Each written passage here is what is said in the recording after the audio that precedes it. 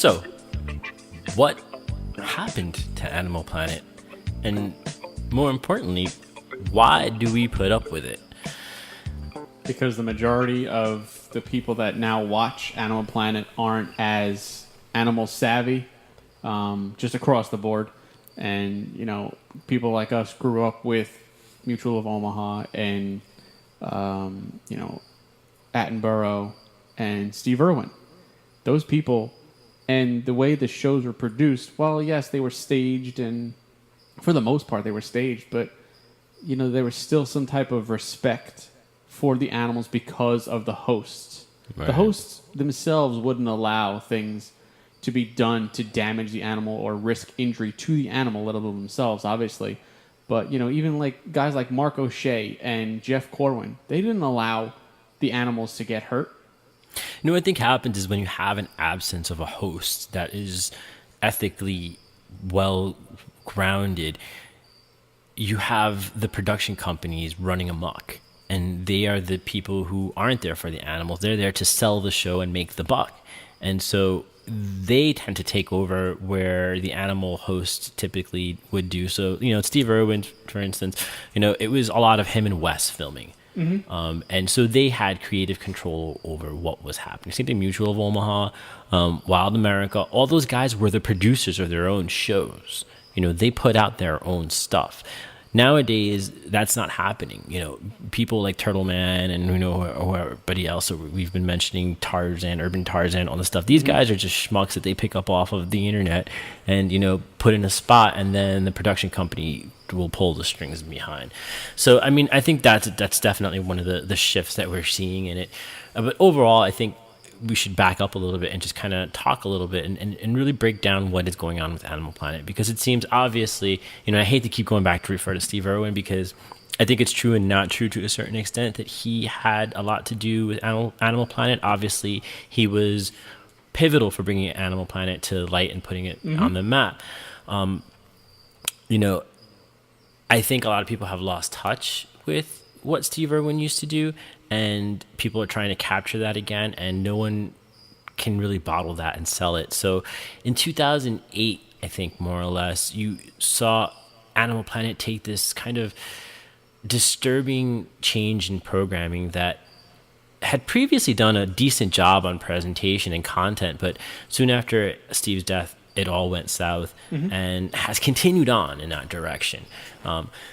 They stopped making shows for a knowledgeable audience. They needed to add shows for, you know, novices of whatever it was. So for instance, like, you know, they had a whole series of like training shows for a while with Dog Whisperer and all this, you know, stuff.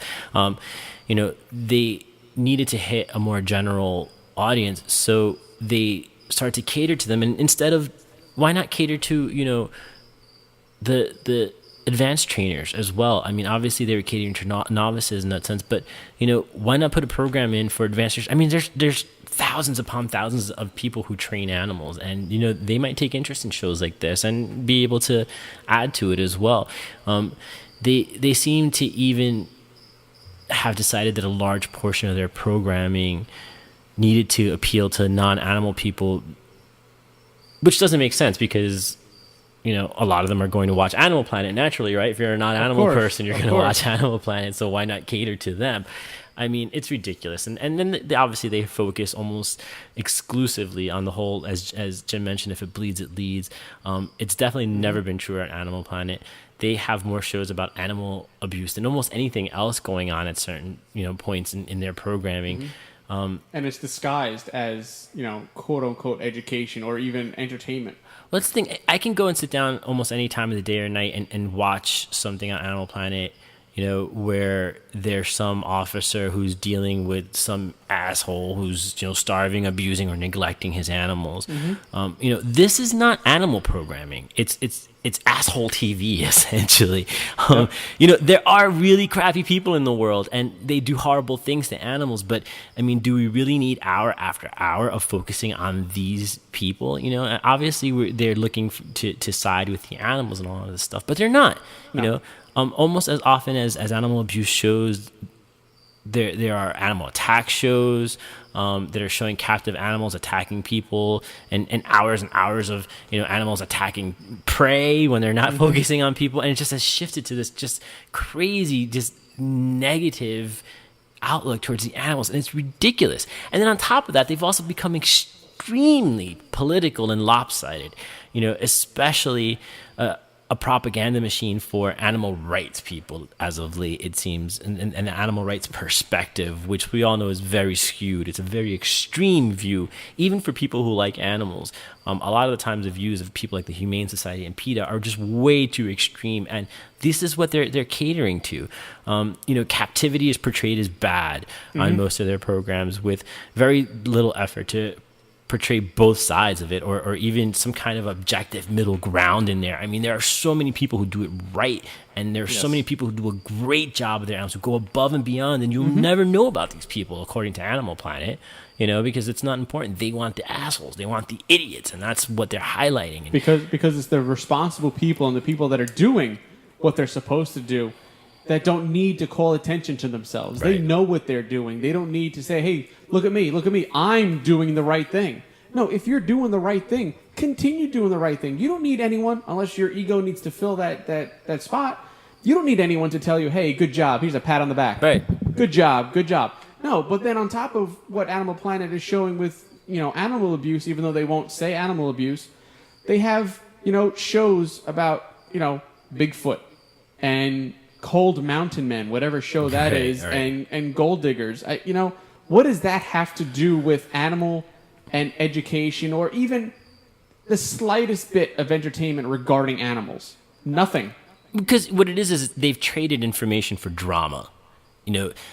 Genuinely good animal training or working with animals as a whole, whether it's any aspect of it, even zoo work, it's rarely ever dramatic.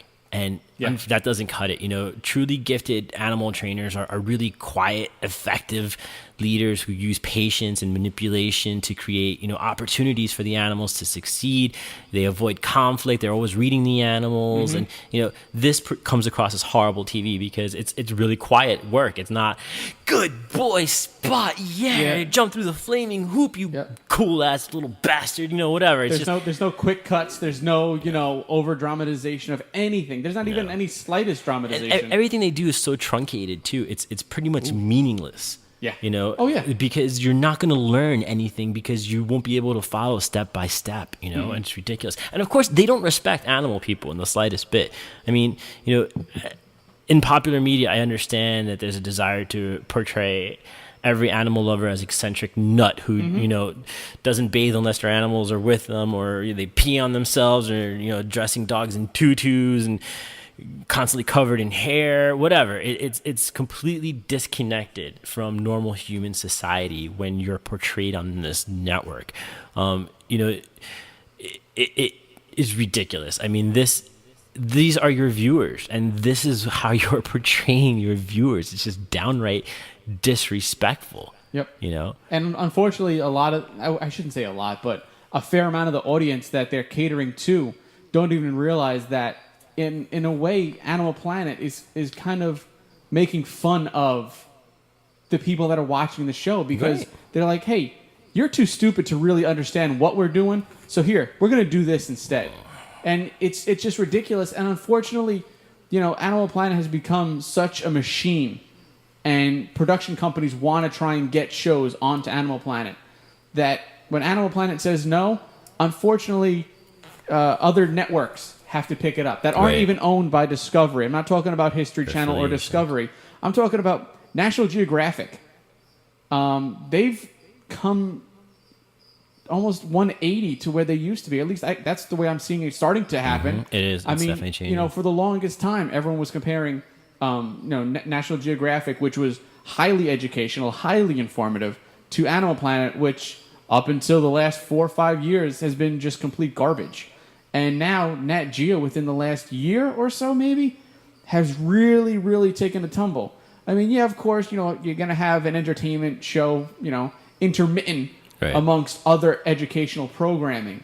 You're going to have your Gator Boys, you're going to have your Swamp People in there. Okay, 1 hour, versus the 24-hour cycle that you have going, that's actually not a bad ratio. No, that's fine. not a bad ratio. You know, at 6 o'clock in the evening, do you want to watch watch Entertainment Weekly or you know your national news that you're going to get bored and you want to kill yourself because there's so much horrific activity going on in the world? Or do you want to sit down and watch a couple, you know, Southern boys wrangle some gators? I'll watch some wrangling gators. But you know what? That's not reality either. No. It's so far-fetched. It's not even reality. It's just I always feel that they're trying to portray themselves as something that they're not. You know, like according to the online statement, mission statement, Discovery Communications is committed to supporting the extension of science, environmental, and other educational programs in the U.S. and promoting the values of non-fiction content and documentary filmmaking across all genres. They are in complete just opposite of their own mission statement at this point. You know, unfortunately, Discovery's new Animal Planet programming just sensationalizes humans and nature at the expense of, you know, education, science, and the environment. And it's a trend that hurts both animals and the planet. Mm-hmm. So to call itself Animal Planet is entirely misleading, considering that more than half of its shows are concerned with humans, you know, and not even humans and their pets. It's just, you know, this other stuff. So it's to an extent, if you are going to talk about their animal content, then it should be called Domestic Animal Planet, because that's probably a more appropriate name for, you know, what they're doing. Not too recently, I think I saw on one of the threads regarding, you know, boycotting Animal Planet and just the shit shows that they have. Didn't the BBC break ties with Animal Planet? They did. Because of their just over dramatization of the programming. I know, you know, BBC America and BBC has put out some really good shows. You know, Planet Earth, Ocean. And they continue with like Sir Nature and Sir John Attenborough. I mean, it's great. It's really great stuff. And they were being put on Animal Planet and Discovery. So people associated the two with each other. Yep. But have you seen any of those programmings on either of those channels recently? BBC has wisely moved away from its affiliation as they should have. Animal Planet, yeah. I mean, in its quest for this edgy, hardcore programming, Animal Planet tends to really just kind of exploit the common phobias and demonize the animals that inspire those phobias. So, like, you know, snakes, spiders, and sharks, a lot of species which are in desperate need of conservation and general public sympathy are often cast as like these, you know, bad guys on Animal Planet. Their arrival on their scene is accompanied by this like sinister music and, you know, this hammy voiceover that refers to these animals as killing machines and monsters. Ooh, you like that voice? Ooh, yeah. Hold on. That's on the back of my neck. Not only is it's so like cliched and predictable and stupid. It stupidly suggests that spiders and other, you know, like especially the creepier, crawlery things, the things that we love here at Urban Jungles Radio, are motivated by more malice than biology. You know, it's kind of absurd, and it's unfortunate because these days kids' opportunities to learn about the natural history and ecology are just few and far in between anymore. I mean, with video games and television, they're constantly competing with the outdoors for kids' attention. So, I mean, opportunities for kids to explore nature are really limited to a few, you know, weeks in the summer at best during a family vacation or outing to a park or stuff. So instead of learning about the world by exploring it, most kids and adults for that matter are just turning to their television to tell them what they need to know. And it's a shame then, because so many people watching Animal Planet, it has absolutely nothing important to say, nothing that they can come away with and actually use in real life. And it's a shame because it doesn't have to really be that way. I mean, if you think about it, we are in control of Animal Planet more than most people even realize. We are the consumers. We are the watchers. Do shut it off. I mean, you know, a lot of times parents will come up to me and they're almost like really proudly say, oh, you know, he knows so much about, you know, animals. I'll do a presentation sometimes, and, you know, little kids will obviously get really excited and afterwards come with their parents, and parents will be like, oh, you know, my son knows so much about animals. He watches Animal Planet 24/7. And the first thing I'll tell them is like, no, shut it off, please. Shut off Animal Planet. Just spend 1 hour a week going to a park or a pond. Put a kid in front of a pond with a net and watch magic happen. For just an hour. That 1 hour will be so much more enriching than a week's worth of Animal Planet. I mean, you just have to really step up as a parent. You owe it to your kids, especially if you're a parent. Keep your kids away from Animal Planet, please. You have the power in your home, in your hands. Take the batteries out of the remote if you have a teenager, whatever. Like, just do something and be effective about it. But start by not watching Animal Planet. And, maybe even drop them a note. Why? Tell them, we're never going to watch Animal Planet in this household because this is exactly what I've done, is I've let them know in my house, Animal Planet will never be played. For precisely that reason, until they change their programming, especially. And so please, if you're an adult, take this by the reins and nip this now. Get your child introduced to nature. Learn about nature deficit disorder. It's actually real. It is something that you can see a lot of, kids over medicated these days, and kids being constantly labeled with things like ADD, ADHD. A lot of times these kids that are labeled this way, when you take them out into nature or you show them wildlife, man, these kids become so inspired. The world, all the problems in the world just melt, and they're quote normal again. You know what I'm saying? And it's just, we're so disconnected from nature. You cannot get it through a TV tube. So please, please, please, if you are an animal lover or a nature lover in any way, shape, or form, please get outside and get your kids outside.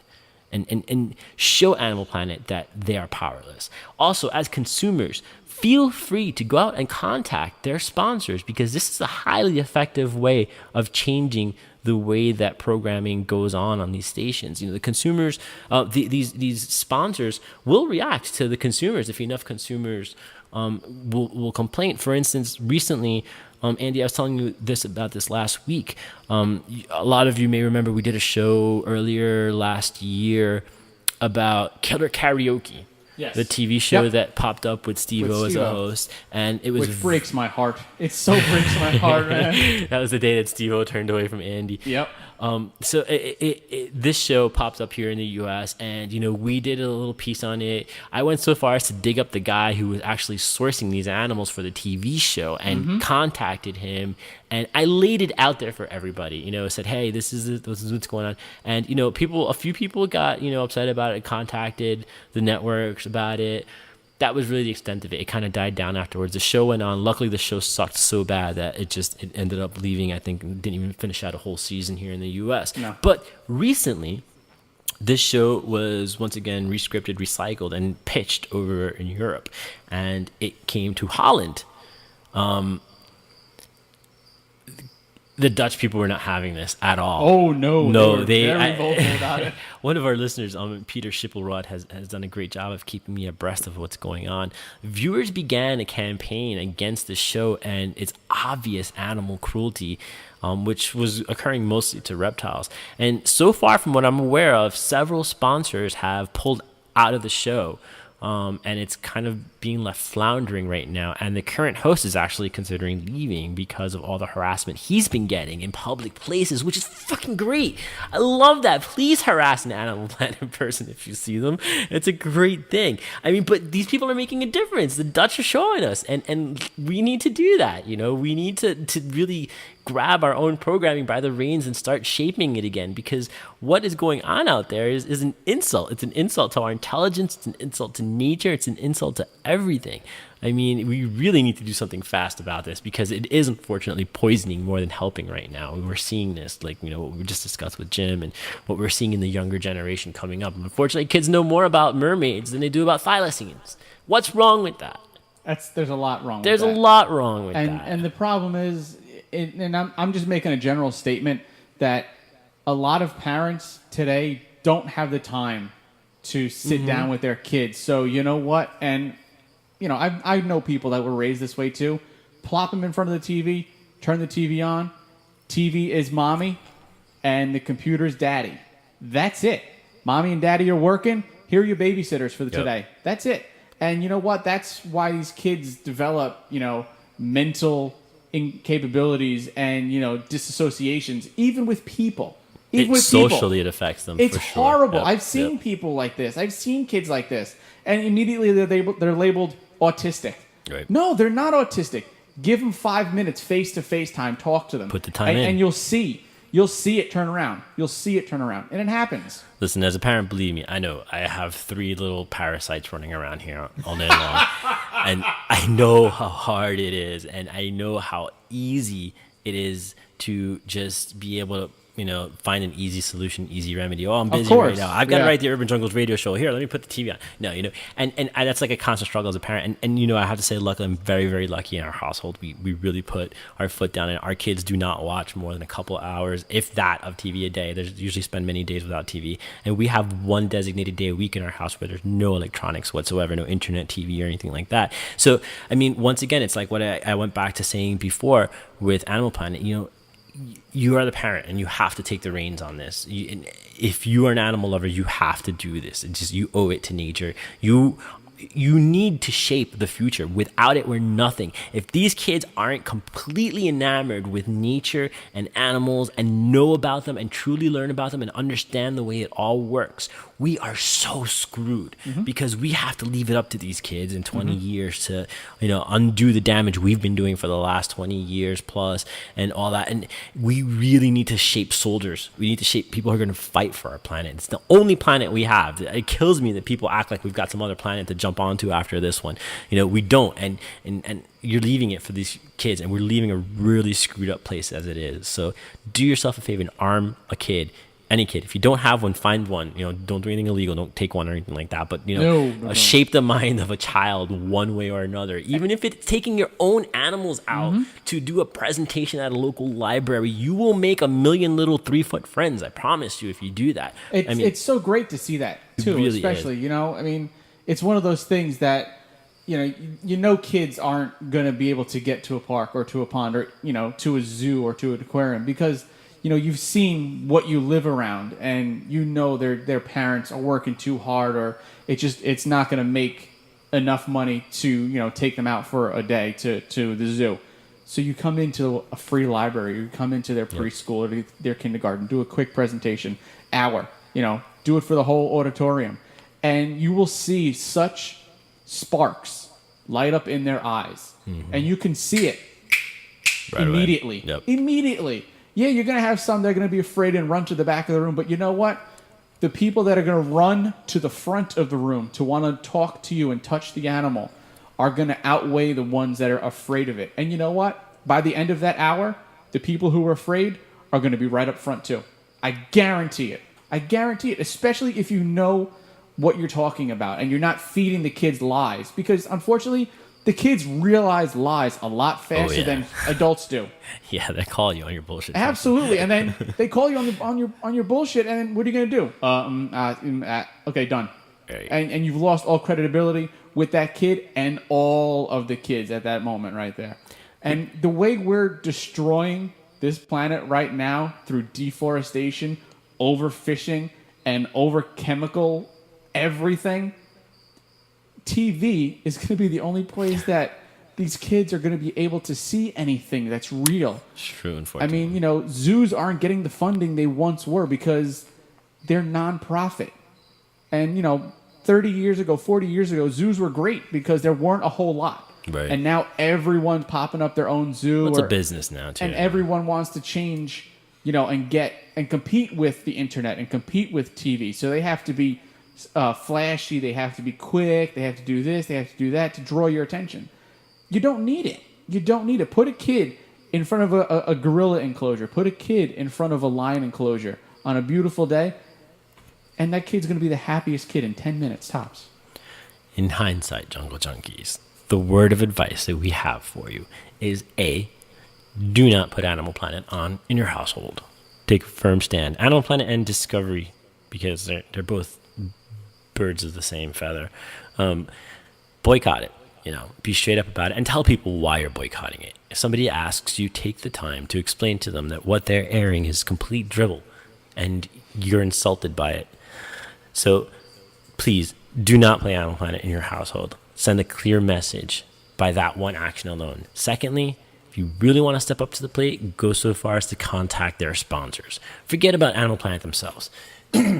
They are a very well-shielded company. It's very, very difficult to penetrate the inner layers of Animal Planet to the point where you're going to make an impact. Trust me, I've been trying. I've got people's cell phone numbers even, man. Let me tell you, I've been digging this one out. We should call a couple of people. I've been calling people all week, man. It's tough. It's really tough nut to crack. I will get there, but it's hard. So please feel free to contact their sponsors and let them know.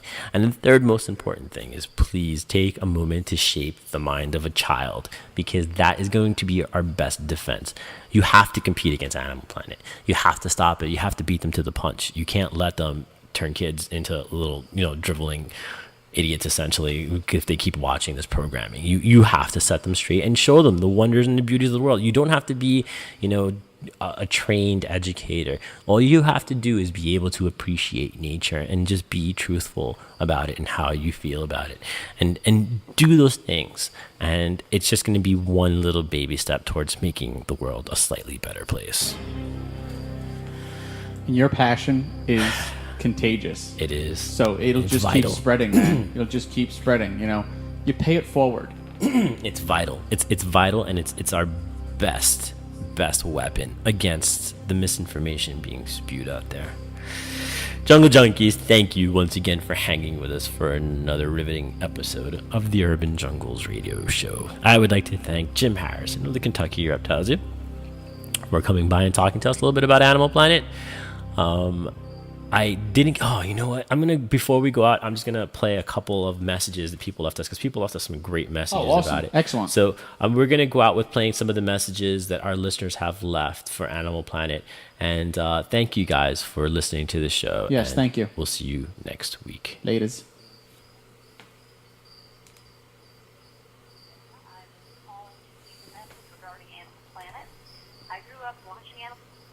Oops, my bad. Hold on. I just want to make sure I got the right channels up. Okay, here we go. This is Lauren Brooks calling from Alabama. I was calling to leave a message regarding Animal Planet. I grew up watching Animal Planet as a child, watching nature documentaries, Animal Cop, Steve Irwin, things that taught us about animals and portrayed animals in a positive light, things that gave us role models to look up to as animal lovers. Today, I am someone who is very actively involved in animal rescue, someone that helps participate in conservation work, and I find it very disheartening that a channel that I grew up knowing and loving. Oh, I'm sorry, she cut off, but she said she found it very disheartening that the channel she grew up watching has gone out in this way. Hey, Urban Jungles Radio, it's Todd from the Snake Anti-Defamation League. You were wanting people to call in and say what their problem was with Animal Planet. My problem pretty simple, and it's pretty much everybody's problem with them.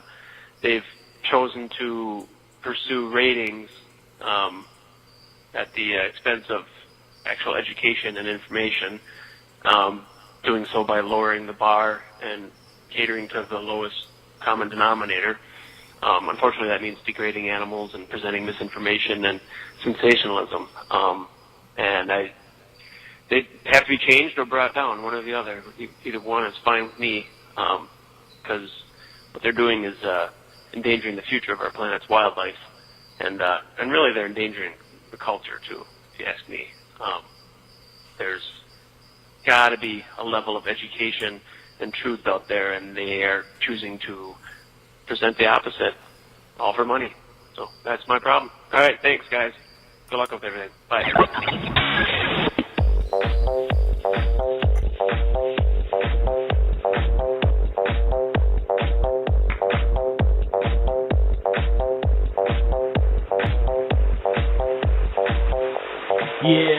Yeah, when I walk on by, girls be looking like Dammy Fly. Yeah.